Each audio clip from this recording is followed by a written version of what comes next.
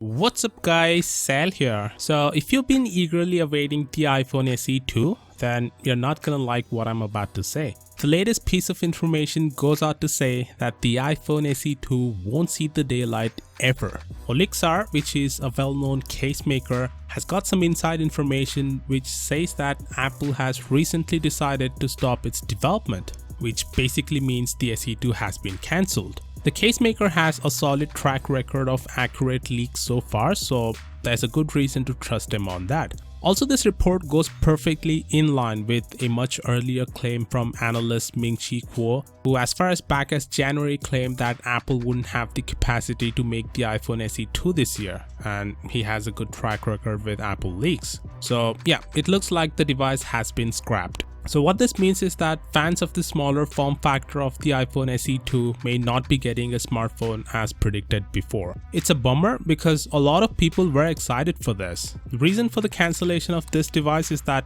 Apple wants to focus on the low-cost 6.1-inch LCD iPhone this year, and this device is gonna replace the iPhone SE lineup, which doesn't make much sense. Agreed, the iPhone SE was introduced as a low-cost alternative to the expensive models, but Apple seems to be unable to understand that most of those also bought it because of its compact size and not due to its price. Obviously, nothing is set in stone just yet because it's not coming from Apple itself, so if you're one of those waiting for a compact iPhone, be sure that this is not the end of all hope. That being said, let me know what you think of this. Very interested in buying the iPhone SE 2 anyway? Let me know in the comments, and I'll see you all tomorrow.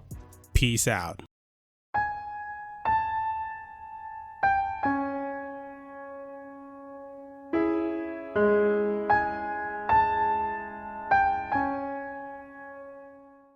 Okay.